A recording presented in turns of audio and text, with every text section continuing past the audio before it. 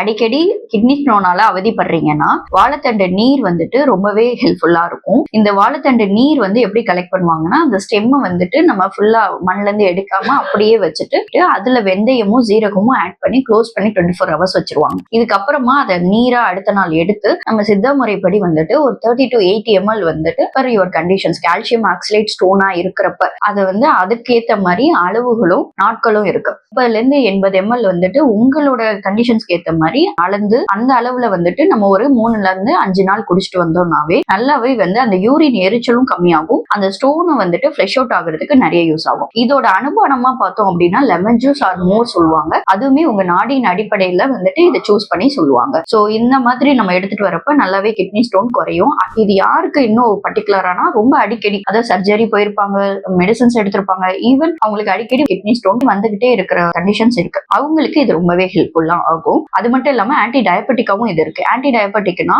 அவங்களுக்கு food இன்டேக்கோட sense வந்து ரொம்ப அந்த அப்பிடைட் ஓவரா இல்லாம ப்ரிவென்ட் பண்றதுக்கு இது ஹெல்ப்ஃபுல்லா இருக்கு. இதை நம்ம ஃபாலோ பண்ணா நல்லா இருக்கும்.